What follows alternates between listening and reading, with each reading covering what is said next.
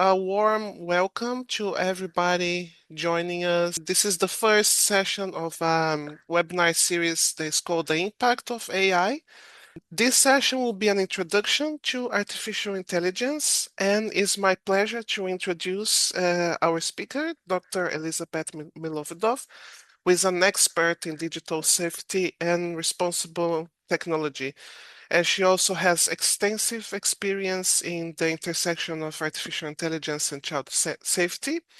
She has advised governments, think tanks, and NGOs all around the globe on these issues and is here. Thank you very much to share her insights and in a way that's very accessible and easy for us to understand. Thank you very much, Elizabeth, and it's over to you. Oh, thank you. My pleasure. It's just so exciting to see all these different people from different places. This is just really, really cool. Hello, Maureen. Hello, Noella. I see you. It's just really great that you're here. If you have any questions, please just pop through and ask because this whole topic and everything with internet and technology, I know sometimes it can seem a little scary, a little overwhelming, but we're just going to walk you through some of the basics. And so sometimes it might seem a little basic, but that's okay because everybody is at different levels. And let me also give you a secret. I don't know all the answers. I know, right? Because this is like an ever-changing topic. And so that's why it is so exciting to hear any challenges that you have, because usually I handle this issue from what parents and caregivers are thinking. How can we protect children and young people from AI, manipulation, bias, and things like that? But right now, I'm going to just pull things back and start at the very beginning, just to see where we all are with some definitions, some simple concepts. So if you are ready with me, let's do this.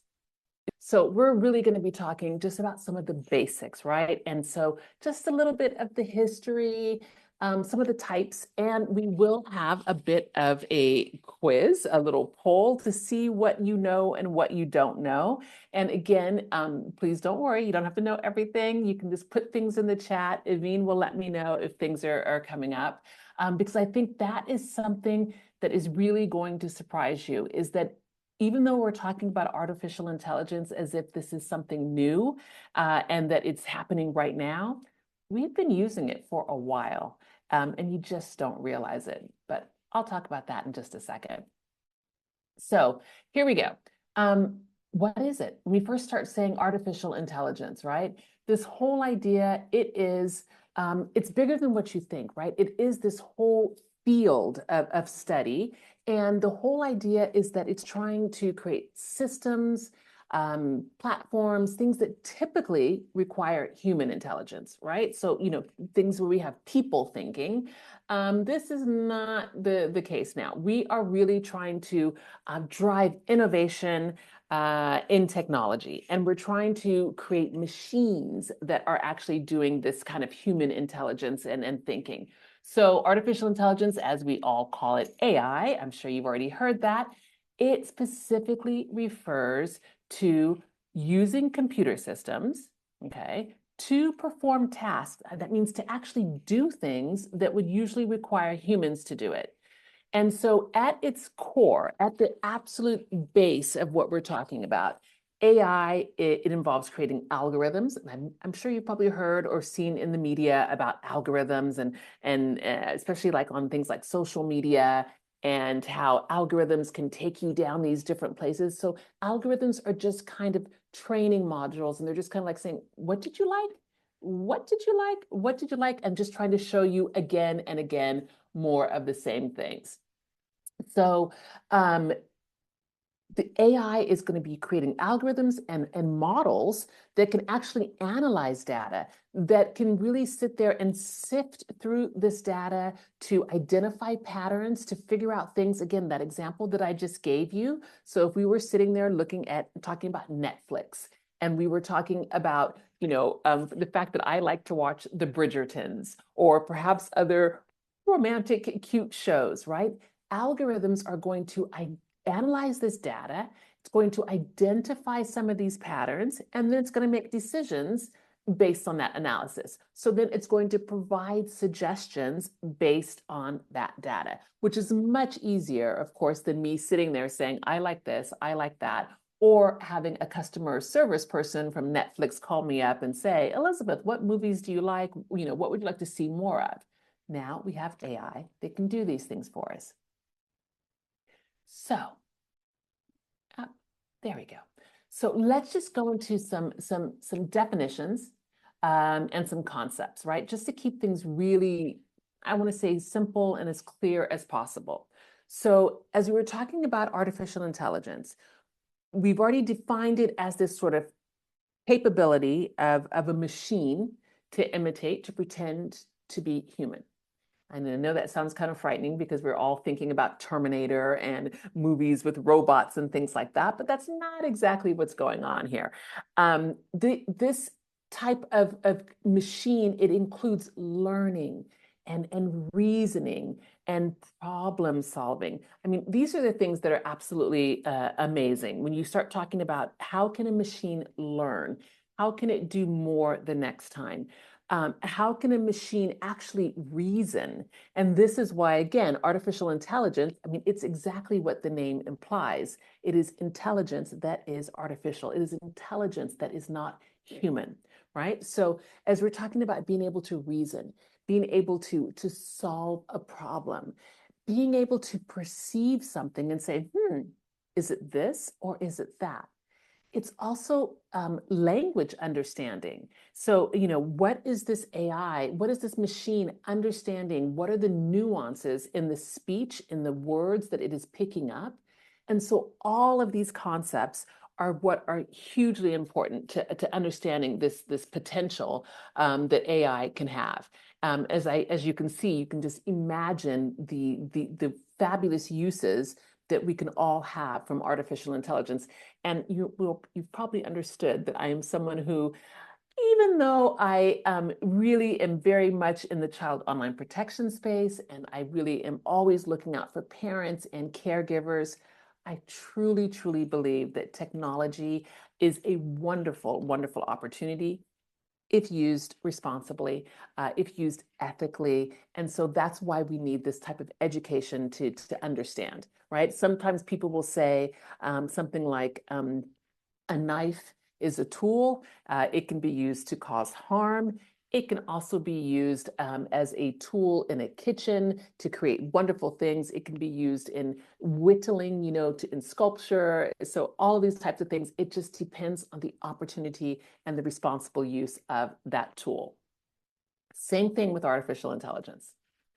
So let's just talk briefly, really briefly, about the history, because really this could go on. We could do a whole session on the history of AI. But I just want you to realize again that it's not something that just popped up maybe 2 years ago when everyone got very excited about ChatGPT, because I think that's when most people started saying, oh my gosh, AI, what's going on? And we've had AI since the mid 20th century, right? Which is kind of crazy when you think about it. We were using it in early research in computing, and there were really some significant milestones. Things like Alan Turing, a fabulous scientist who created the Turing test, which was basically this test that evaluates whether a machine is intelligent. Does a machine, can it have that artificial intelligence, those capabilities? This was truly the beginning, the advent of machine learning. And after that, it was just breakthrough after breakthrough. As you can imagine, and let me give you a different example, because as we're talking about AI, you're sitting there thinking, oh my gosh, this is already, I don't want to hear about computers. Let's use an example that we all know. Let's think about Morse code. And then how we had Morse code, the dots and the dashes, and then we had radio, and then we had television, and all of these things led to different types of innovations and technological breakthroughs. Same thing with AI, with research in computing. Started off small, but as soon as they were able to just sort of leapfrog onto each other, they were making leaps and bounds in technological advance. Again, starting from the mid 20th century, Then we have the Alan Turing test. Then we've got machine learning breakthroughs, and we're absolutely able to see that machines are learning. They are learning not only from the data, but they're able to improve their performance. Okay, so that's like if we sat here and we were looking at our data, and let's say I'm watching myself do presentations after presentations, and I say, maybe next time I can use a different type of PowerPoint, or I can speak to a different matter, or maybe I should insert more on the history, right? Improving performance. This is what machine learning was able to do. Then we just, again, huge leap where we got to something called neural network development. And this is where it became hardcore, where we are absolutely able to see that neural networks, computers can actually mimic and pretend to be a human brain. They can pretend to do this human brain process for complex learning tasks. Now, I don't know about you, but if you sit there and think about a computer being able to do what a human brain can do, this is mind-boggling. Do you remember when you were younger and you probably saw in a biology class and they would say things like looking at a parrot and I think it's the African gray that is one of the smartest birds on the earth, right? And it has the vocabulary, it can have the vocabulary of a 3-year-old child, right? Or even like a German Shepherd, a dog that is like so intelligent and able to do, things that perhaps a 3, 4-year-old child can do. These are animals able to mimic human brain processes. But now here we're talking about computers. We're talking about chips and plastic and wires that are able to imitate and go further. So you can see how all of this is leading us to present day innovations in AI technology, because as we talk about the African gray, or we talk about, I don't know, I think dolphins are also hugely, wildly intelligent. It's not as though dolphins are talking to us today, right? Or are dogs or birds, right? It's like they got to a certain level and it stopped. Computers are getting to that level, and then they're going to another level, and then another level. They are improving with performance. So I think it's pretty exciting. So something that is kind of crucial for you to understand is that not all AI is alike. We hear a lot about artificial intelligence, but I just want to explain a little bit. And no, I'm not going to go into detail about all the formula behind, because I don't know them. I don't know the answers. But it's just to show you that, really that it's all this computing and math and wonderful things like this. So artificial intelligence, it can be characterized into 2 different types based on its capabilities, based on what it can do. And if you are able to understand these 2 different types of artificial intelligence, it will help you in identifying the different types of applications, the different types of limitations of artificial intelligence in different contexts. So let me give you a better example. So I think the biggest way to look at this is to think narrow AI, sometimes also called weak AI. I don't think it's weak personally. It's just, I'm going to say it's a little bit narrow in scope. And this is things that are designed for specific tasks, right? So like voice recognition. So I have some examples on the screen. So when you say, hey Siri, or hey Google, or hey Alexa, all of these things, this type of voice recognition, these voice assistants, this is narrow AI that is designed to understand and respond to your voice commands, right? It's designed to understand and respond to perform tasks like setting an alarm, like making phone calls, answering questions, right? So something that's very limited. There are also other examples like Google Translate. I love Google Translate. It uses narrow AI to translate text from one language to another, right? So this is just a very small example. It's not going to do a whole bunch of things. And this is very limited functionality. Earlier, I gave you an example of Netflix, right? Saying how Netflix is going to help identify the different types of shows that I like so that it can keep showing me more content of things that I like. So you'll see that with any sort of recommendation system, whether it is Netflix or Amazon or Spotify, they all use narrow AI to analyze user behavior and preferences. And then after this, they're going to be able to recommend to you movies, products, songs, etc. Okay. Also under the screen there, you have Tesla. Look at that, right? So autonomous vehicles, like some of the Tesla models, so there's some that are a bit more complicated, they can use narrow AI to navigate roads. And so that's how they're going to avoid obstacles. That's how they're going to follow traffic rules. And again, it's like I said, it's very, very simple commands. I'm not going to say weak. Again, I'm going to say very simple. The last image that I have there for you is something that you would see in a factory. And that's because I think robotics are really huge, and we've seen a lot of robotics in the past. They can be programmed to perform specific tasks, things like picking up an item in a warehouse, or even picking things up, moving them down, assembling things on an assembly line. All of this is AI. I know, right? So like I said, we've had it for a while. Those are just a few examples. And if you'd like, please feel free to put something in the chat if you're thinking that there might be something else. Like I said, there will be a little quiz coming up later, so a little interactive poll, but just to get you thinking, we've mentioned recommendation systems like Netflix, Amazon. We've mentioned voice recognition, Tesla, self-driving cars, language translations, robotics, but you keep thinking if there's something else. So that was narrow AI. So in contrast, we also have general AI or strong AI. And here we're talking about an AI that's a bit more powerful. This AI is going to be designed to understand and reason across a range of tasks. And so the whole idea, it's going to resemble humans, right? The human cognitive abilities, the things that we can do. ChatGPT and Microsoft Copilot and others are going to try to do the same thing. So I'm going to just take a second because I saw that something popped up in the chat. I'm going to take a second to see if I can find it. Here we go. In the chat, what was their question about? Let's see. I had no clue AI was in all that. Translate really, yeah, yes, and it is evolving that fast. Yes, I completely agree. It is amazing, amazing stuff. The other thing that I was going to ask you is to put in the chat if you've already used ChatGPT.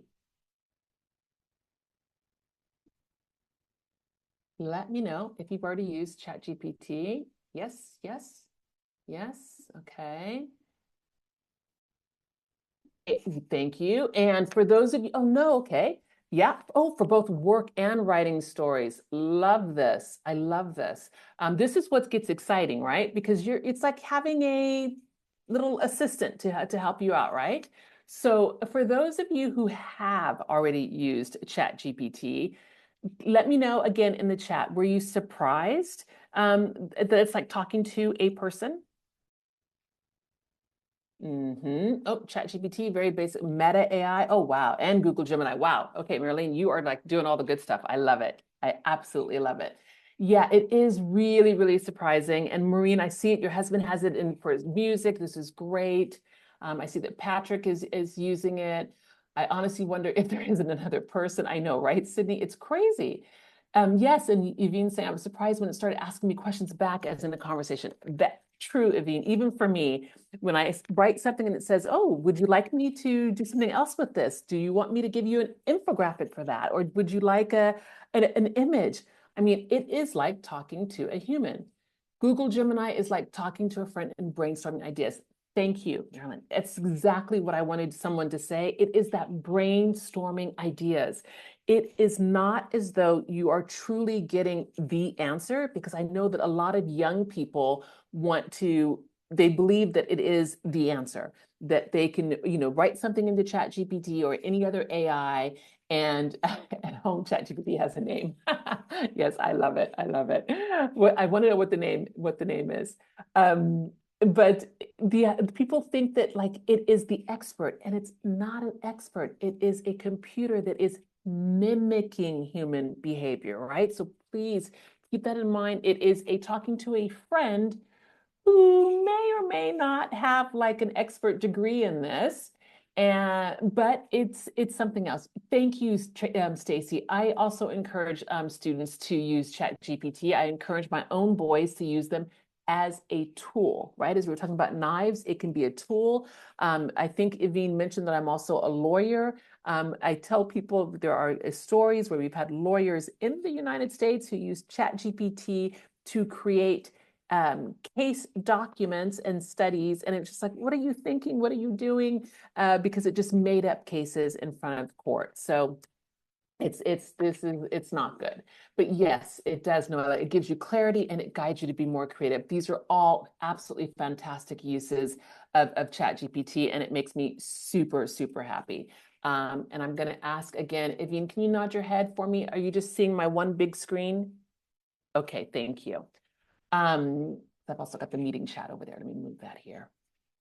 But this is wonderful. Oh, Chat GPT asked to call it Alex. That is really cool. So Chat GPT asked you to call it Alex. Oh my gosh, okay, that's just wild. I have not heard of that. I think it's really cool. I'm going to ask my Chat GPT and my Microsoft Copilot, because of course I like to play with them all. I'm going to ask them if it has a name that it would prefer. It is very true that you can do things like that with the voices, right? Where you can pick the voice that you want it to respond to you in. And so I do like that. It's very interesting. If you'd like to have someone with a British accent or an American accent like mine. Edith says, I like it when AI accepts the fact that you are not the expert and you should get professional advice in some cases. Exactly. That is a brilliant part. And I love it that it will tell you this. Oh, Maureen, you're saying find it marginally scary, but probably because you're limited in your understanding. No, Maureen, you're not limited in your understanding. No, it can be a little bit scary because we don't know where the information's coming from. This is just like before. And Maureen, I'm going to date myself here, but when I was in my law firm in San Francisco, I remember when we started using the internet and all of these things. And it was crazy to think that we could all share documents. And, it was just this different thing. Whereas before, it was typewriters and word processors, and it was different. So I 100% get you. But let me just tell you this, Maureen, you drive your car, don't you? You don't understand how your car works, do you? Me neither. Me neither. So I assure you, I promise you, you can use AI with the same sort of confidence that you use to drive a car when you understand the rules and when you understand the limitations. Yeah, Benjamin, the voices are so realistic. Oh, goodness, that's a great question. Wonder what the implications are in mental health. Okay, see, so this is going to be a conversation for, I think it's session webinar 4, Evine, where we talk about some of the manipulations and things, and maybe it's even 5, where we talk about societal implications. Just because there are so many things out there and we don't know, and actually, you're making me digress, Benjamin, but I will do it for you. It is so true that with our young people today, we are very concerned about them using chatbots as girlfriends, boyfriends, as mental health therapists. I mean, there is a whole bunch of that that's going on. So while we're talking about brainstorming to help us study or create a PowerPoint presentation or get some ideas for a blog post, there are people, especially young people, who are saying, oh, I got bullied at school today. What do you think? What should I do? How should I react? Or perhaps I asked a girl out and she told me no, I'm feeling sad. What do you think? These things are all really interesting, and it's just we're right at the tip of it. But like I said, as I was telling Maureen, and I'm telling all of you, yes, it can be scary, but the fact that we're going to keep talking about it, that is going to reduce the fear factor. And we're going to try to get the answers because technology is here to stay. It's not going anywhere anytime soon. Okay, so let me go back to my deck. I have been so busy talking. I love this. This is what happens when I get off and I start talking on, oh, wait, hang on a second. Move this around. And am I still sharing my screen? Yes, I am. I'm sharing my other screen. Okay, perfect. So I've got it. There we go. Perfect. So let's see, what was I saying? So we were talking about these general AI, right? The stronger ones. So we know that it can engage in this sort of natural language conversations, right? We've already said that, answering questions, even generating different creative text formats. And it just seems like, yeah, it understands everything. It has general understanding and it can respond. So what I would also like to just mention is current AI applications. And I'm gonna hold off a little bit on this one, so I'm gonna give you guys a quiz in just a second. But I just want you to realize, and I hope Maureen and some of the others, that this reduces some of the fear when we realize how much AI we're already using. Because most applications today, they are that narrow AI, right? So they're focused on specific things rather than that sort of reasoning and cognitive thinking, et cetera, right? So for example, this is, hey Siri, provide me, play this song, right? Or you can even ask it, who wrote the song. But that the more cognitive, the more general AI is going to be something about, prepare an analysis and compare that music to this music. That is that sort of reasoning. So you can see the difference, right, between narrow and general. Okay, so let me continue just a tiny bit more, just 3 more concepts, and then I'm going to get you to some current applications.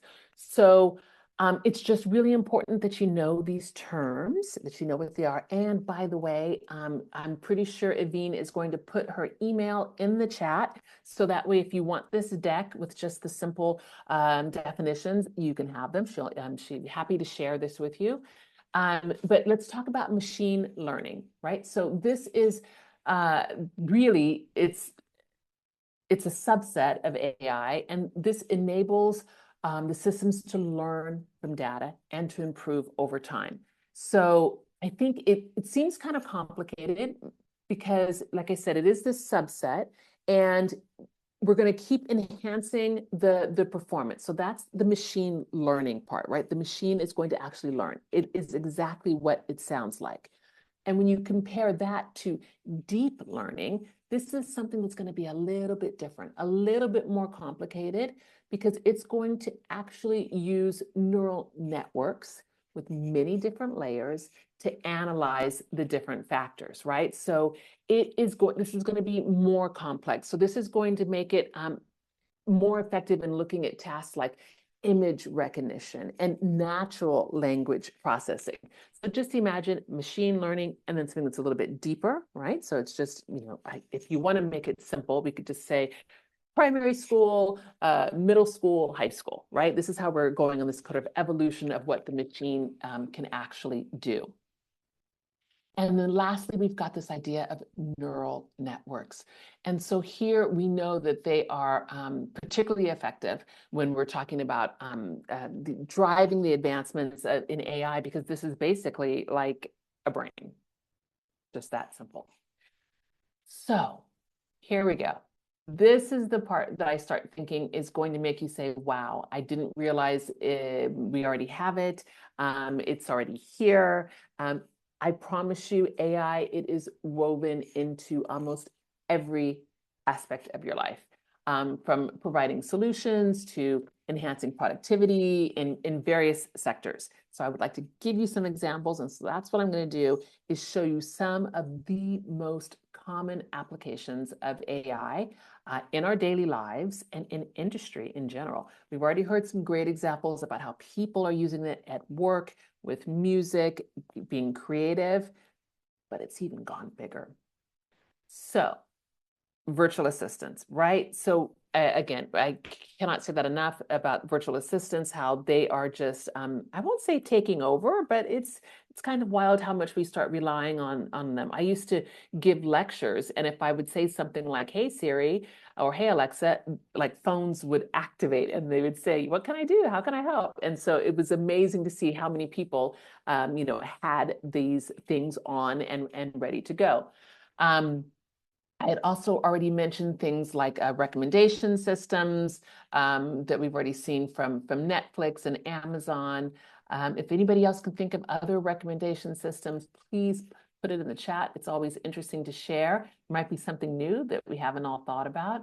But the whole idea here is that this type of technology, it is enhancing user experiences, right? It is personalizing the interaction so much so that you feel like you're talking to a person, especially when you can change the voice, you can change the accent, you can ask for a more efficient solution. I know that myself, I was sitting there listening to Siri music on the stereo, and I kept saying, I was listening to music, and I kept saying, Siri, turn the sound down. Siri, turn the sound down. And my son said, Mom, why don't you say, Siri, decrease sound by 10%? And I did. And Siri did. And Siri was reducing the sound, but it was just different. I mean, the more specific that you can be, the better that it starts personalizing to your individual needs. So lesson for moms, see, Maureen, you're not the only one. You know, we're all learning. It's just every day, all the time. So let's take a look in industry, right? So here's where we start seeing a lot more. So artificial intelligence in healthcare, of course, it is absolutely revolutionizing healthcare. It is just transforming the operations, transforming decision making. You probably don't even realize it, how much AI is there, and it's being used in diagnostics, patient care, helping through data analysis. I know, but let me give you some examples, okay? So talking about radiology, right? So medical imagery, things like that. We have AI-powered systems that can analyze your medical images, can analyze your X-rays, your MRIs, your CT scans. Yeah, and it can detect tumors, fractures, diseases. I know, it's absolutely amazing. There are even algorithms that Google has a Google Health AI, and it has been shown to outperform radiologists in detecting breast cancer from mammograms, which is just kind of blow mind. Same thing with things like in pathology, predictive analysis, for treatment recommendations, right, where we have AI that is able to absolutely analyze genetic data and medical records to sort of tailor a personalized treatment plan for that individual patient. I don't know about you, but I kind of like the idea of having a human doctor in there as well to have that expertise. Although I love the idea that AI can parse through a lot of data, a lot of information, and recommend some of the best therapies. But still, I like to have a human in there. Drug discovery. See, I told you there is a lot. We have virtual health assistants for chatbots, for patient interactions. I don't know how many of you have tried to speak with a medical platform and you've gotten a chatbot that can sit there and help you do things like manage your appointments, even help you do some of the over-counter medications that you might need. Let's see what else. AI healthcare. We also have robotics, right, in surgery. So we have things where we've seen AI robotics helping surgeons by doing things there's such absolute precision, which reduces the risk of human error. Anyway, again, the list that goes on and on, but I think basically you can see that AI is there. And just as we use AI in our work to help us become more productive, to become more efficient, there is also AI in the hospitals doing the same thing, helping with some of those administrative tasks, some of those repetitive tasks like scheduling and billing and claims processing. And all of this will allow the medical health professionals to focus more on patients. That's the idea.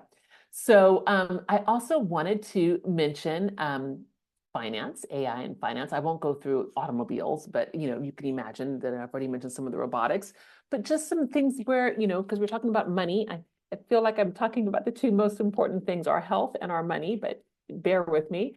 It's just that AI is everywhere, and I want you again to understand this. So when we're talking about AI in finance, we know that AI systems are already out there helping us with fraud detection, real-time fraud detection. So we have AI systems that can analyze transactions to see if there's any sort of unusual activities or suspicious credit card activities, do risk analysis. I'm not a trader, but there are people who use AI to help them do, predictive models and to trade. There's also, again, that sort of help with productivity, with virtual assistants, with 24 hour, 7 days a week, chatbot support. There are even robotic advisors, if you will, right? I don't know how much I'm going to trust them, but they do exist. I will give you the names. One is called Betterment, and another one is called Wealthfront, and they do provide personalized investment advice based on a user's financial goals, risk tolerance, and time horizon. Not yet for me. I'm not that brave, but I will get there. See, Maureen, you're not alone. All of this, again, to tell you there's more AI everywhere, asset management, investment strategy, it's there. And again, as I mentioned, in the automobile industry, we already know that they're developing autonomous vehicles, showcasing advanced technology, safety features, being able to, park a car. You've seen all these things yourself. I know I was recently rented a car and I was just so excited to see the different cameras in the front and the back. And, you don't have to do anything. You can just press a button and park, even though I still like to park, but it was very amazing and a wonderful experience. But as AI continues to evolve, yes, it produces some exciting opportunities, but it also produces challenges, right? And I know that we need to kind of understand some of these trends, the future trends, and to address some of these ethical considerations, because this is the crucial part. This is where it becomes important about how it's shaping the impact of AI in society. Personally, I feel that this is one of the ways that we kind of got things wrong with internet, is that we just kind of, as they said, make things, what did it say? Make it fast, break things, make it fast. Oh, I can't even remember what Facebook used to say. But their whole thing was go fast and we can fix it later.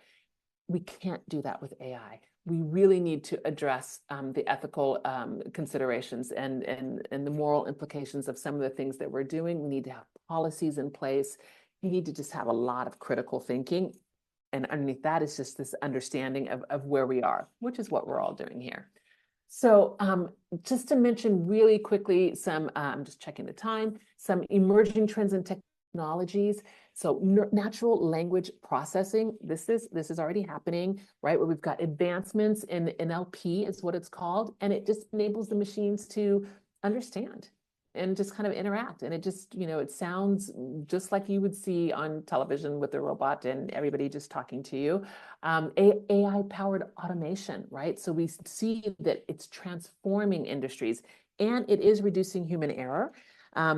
I am always of the opinion, again, trying to be optimistic, that we're going to reduce human error, but we are also going to continue to increase jobs that we need humans to do. One other thought too is having AI in Internet of Things. So this whole idea of Internet of Things, this is the idea that we are enhancing intelligence. We're, again, all this data-driven decisions. This is just the basics of it. These are the future trends. And there are a lot of ethical considerations. There are a lot of things that we need to be thinking about. So for example, as you can see, I am an African American. I have a Russian last name. I have lived in France for a very long time. Can you imagine if AI is training on my data set? What kind of biases might it show up? Might show up because of Russia, France, being Black, being a woman, being older. We have to understand what the data is who is training the data, who is providing this sort of information.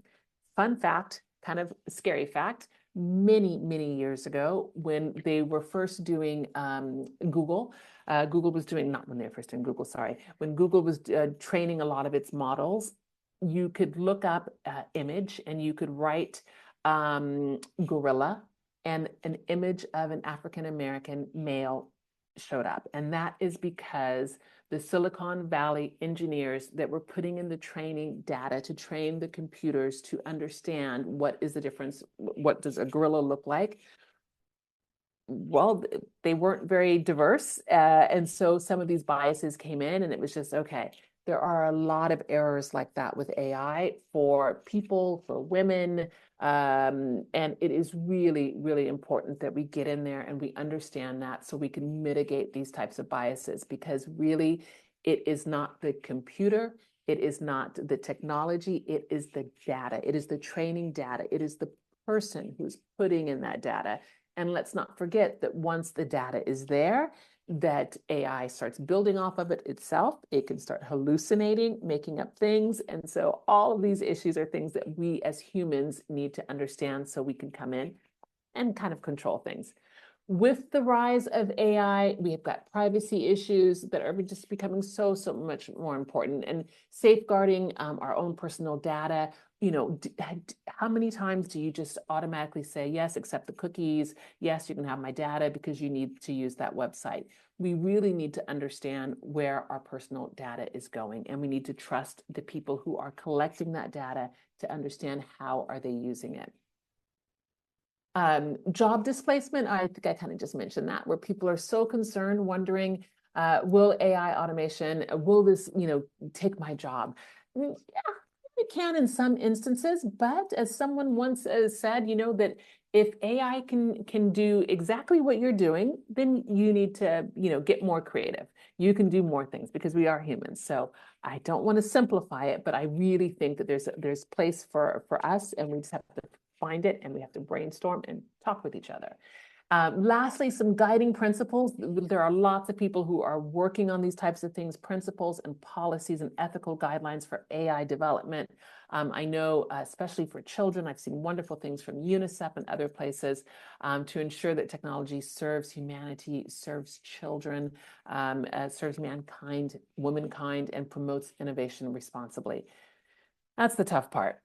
Okay, so while you're still with me, here we go. I would love to see in the chat, based on everything that I've told you now, you're going to let me know, is this AI or is it not AI, right? So here we go. Does smart email reply? So if you have a smart email reply that just comes up, you send an email and you reply to an email and it starts saying, oh, thank you, did it, and gives you a few prompts. Is that using AI? And I've got to find my, hey, wait, hang on, I got to find my chat back again. There we go. I'm seeing it. Lots of things in the chat. Oops. And yes, Sydney's like, no, it is. Yeah, it's their pre-written smart email replies using AI, Sydney, using AI to analyze the content of emails and suggest appropriate responses. So this technology, it enhances user efficiency by allowing quick replies based on context, okay? So it's a pretty valuable tool. It's just a tool. So yes, it does use AI. What about, this is for you, Sydney, what about a USB flash drive? Does this use AI technology? What do you guys think? Yes, no?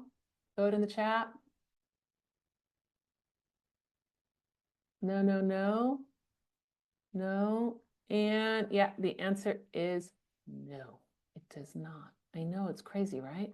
So a USB flash drive, it is truly just a simple storage device. It doesn't use AI, and its primary role is just to store and transfer data. And it doesn't have really any intelligent or adaptive features. Okay, here we go. Here's another one. You have Instagram, and you're going to use some face filters, to change, make a clown face or an angel. What do you think? Is it using AI? Yes or no? Yep. Oh, no, I'm using nose. Yes, it does. Believe it or not, it does use AI. I know, it's crazy. Instagram uses AI and computer vision, right? So it sees you. It actually sees you to identify and track your facial features in real time. So if you don't want like Instagram to have like your face and to be able to use it afterwards, then maybe you shouldn't be playing around with those face filters, right? Although if you want to, then that's fine. Just know that you're going to be, being super creative, doing your selfies and all that kind of fun stuff. Okay, another one. Grocery store barcode. Does a grocery store barcode scanner, does that use AI? Right, we're trying to get through quickly. We're scanning. Do you think it uses artificial intelligence? And got a bunch of mix up yes and no's. And the answer is that it does not use artificial intelligence. I know it seemed like it does because it seems like it's awfully intelligent, like it knows the price and all of this, but no, these are just designed to read product codes quickly and efficiently. That's it, nothing more. Okay, see, you guys are getting there. You're seeing it, you're understanding. What about Duolingo, the app that we use to, kind of understand, learn a new language? Does it use AI? What do you think? Does it use AI? And yes or no? I've got a bunch of no's.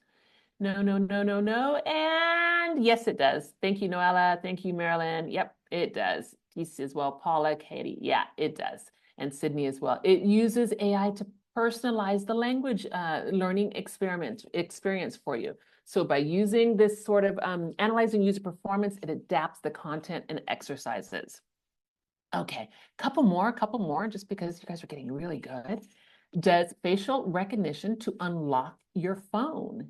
Does this use artificial intelligence? Yes or no?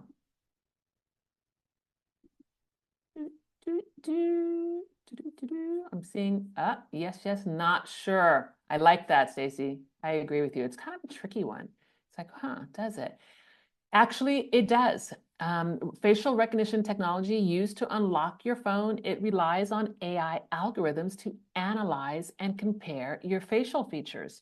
So this technology, it could also enhance security, and it provides a convenient method, access method for some users. Okay, got another code, got another scanner. Here you go. Does a QR code scanner use AI? QR codes, right? So this is different than the grocery store, but what do you think? Yes or no? Could this be a trick question? Could this be a trick question? This is a trick question. Yeah, it does not involve artificial intelligence. I know. I'm sorry. I had to do it. Let's go. This one you've heard me say a bunch of times, so you should all get this one correct. Do Netflix recommendations use AI? Talking about analyzing user preferences, viewing histories, giving personal suggestions. What do you think? Whoop, whoop, whoop. Thank you. Yes, everyone. I love it. I love it. I love it. I love it. What about a basic calculator? We're using AI now with their calculators? No. Nailed it, Maureen. Nailed it, Stacy. Yeah, there is really no AI there. Functions are pretty straightforward and it's just manual calculations. Okay, here's another one that I've mentioned a lot, so I know that you know the answer. AI? Yes or no?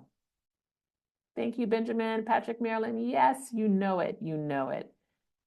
Absolutely fabulous. Okay, Google Maps, traffic updates. We're trying to figure out where we're going. It's predicting traffic patterns. It's providing real-time updates to users.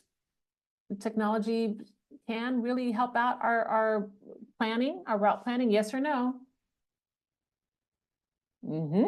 Absolutely, you got it. Yes, it does. And autocorrect on your phone? You see where I'm going here, people.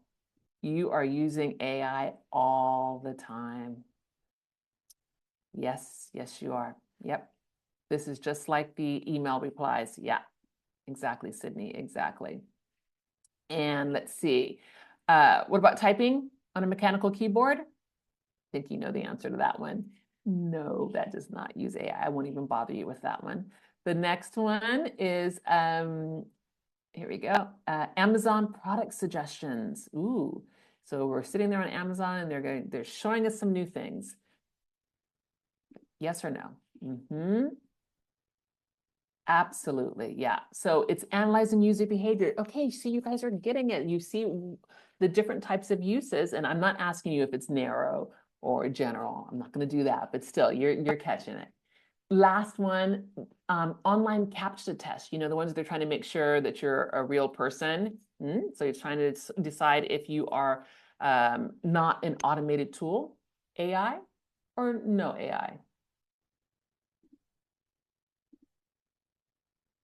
Not sure, Paula. Yeah, it's a tricky one, and it doesn't have AI in there. It's just, focusing on website security. Oh, you guys were awesome. I am going to stop playing around with you. I'm going to show you one more slide, and then I'm going to let you ask a few questions in the few minutes that are left.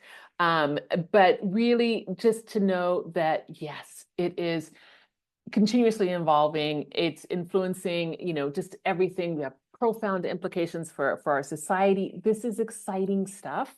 Um, and we really have to get this responsible use part. This is the reason why I'm here, trying to help you out, just to demystify this, and so we can just talk about it, because we really can harness the potential, and we can do this responsibly and ethically. I 100% believe this, and I think that it's having discussions like this where we're all together, that we're navigating the challenges, that we can absolutely do it.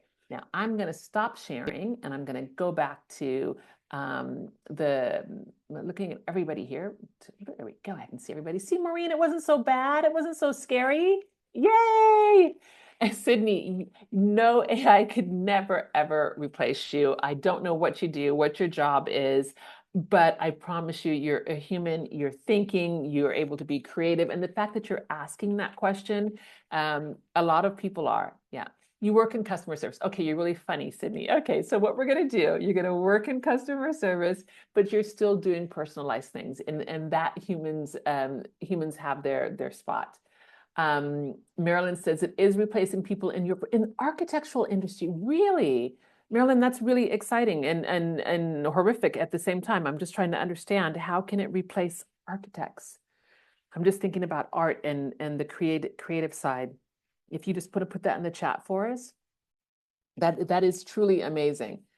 Again, learn something new. I told you, Maureen, I didn't know it all, and so I had no clue that AI could actually replace people in the architectural industry. What do I think about using AI as a therapist? Yes. Oh, yeah, please. Wait, hang on just one second. Marilyn, please unmute to explain. Yes, please. Would love that. Hi, Dr. Elizabeth. Thank you for Hi. the wonderful webinar. I've had very mixed feelings about AI. One being, I see the positives of it as it used as a tool, as you explained, and also it depends on the intention of how people use it. But in my profession, the struggle that we are having at the moment is that there's AI programs that's now drawing up plans and sketches and designs. So it's replacing the work that we are actually doing that makes us architects or designers. So I had an interesting conversation with an architect, and he told me that the work that a draftsman would do that normally draws up a plan, he doesn't need to employ somebody anymore to do that, because he has AI technology that he pays extra for instead of the normal software that does that for him. And so he doesn't need to employ somebody. So it leaves us in a position of unemployment because it's hard to get a job. Right. So it's like a lot of architects are like very nervous because it's sort of replacing what we are normally employed to do. And it's like, while other architects says, you can use it as a tool to create your design ideas.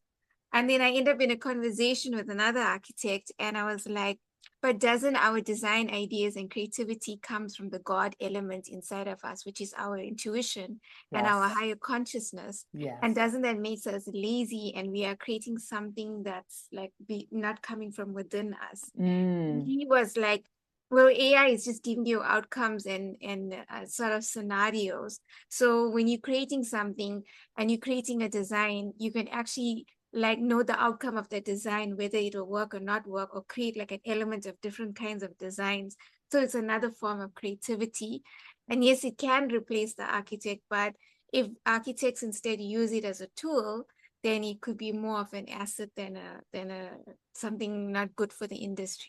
Completely agree. And I hear you, Marilyn. And one of the things that just touched me as you were speaking was this idea of the humanity and using our own creation and our creative abilities and talents to do something. And I agree that a computer can't replace that. An algorithm cannot replace that. But what I'm also just wondering, and this is a horrible parallel, but if you think back to the 30s and 40s when we would have secretaries in typing pools and they were all typing. And I remember, giving my age, and I remember carbon, people typing on a piece of paper over a carbon copy. And then, we just had lots of typists. And now we no longer have typists. And so those skills then became something else. So I'm wondering two things. One, if there isn't something, a way for draftspeople to upskill and learn additional creative human elements. And secondly, I'm wondering, this goes to that base of guidelines, right? Where we need to have guidance that says how we're going to use AI, because we don't want AI to replace people. And I agree with Maureen that it is really worrying, as architects have had to study for so long. But again, we could say the same thing for surgeons, right? Because we've got robotic arms doing surgery. I've seen, as a lawyer, I've seen legal software that is able to analyze cases far faster than I ever could, but it frees me up to what I probably other things that I could do. So I do wonder, Marilyn, as someone wrote in the chat saying that what your site is so interesting, and just wondering if there's any way for you to use it to make your job more enjoyable, or again, like I said, to upskill. And Benjamin says, surely work will just evolve. AI cannot replace us entirely. I agree. That's not a question mark for me, Benjamin. It is a true statement. It can't replace us entirely. And if you notice, just think of the things that we see in our day-to-day lives. So for example, going into a supermarket, and before you would have your checkout cashiers, people you would talk with and interact with, and now you go and you check out by yourself, right? You can just scan it by yourself. And how there are even stores that you just walk in and walk out. So I mean, things are evolving, and I think that we're going to continue to evolve with it. And I don't have a crystal ball. So I don't have a crystal ball. But I do like what Erdem says, that AI is there to amplify your output rather than take over it. And I think that is a wonderful mic drop conclusion that we will use for our webinar today. Thank you so much, Erdem. Thank you for everyone for coming and hanging out with us for this past hour. Again, I think I'm going to pass over to Yvine, who's going to remind you of some of the next ones. Yes, marine self-scanning is a pain in the neck. I agree. I'm going to pass over to Yvine now. Thank you, everyone. I really appreciate you sticking in here with me. Thank you, everyone who attended. I hope to see you all again in the next sessions. You see that it can be very interesting. The conversation is really interesting for everyone. We are also learning from you, from your comments, and we really hope to see you all. And I hope you have a wonderful evening. So thank you and see you next time. Bye bye. Good night, everyone. Bye. Good Thank you so night. much. Thank you.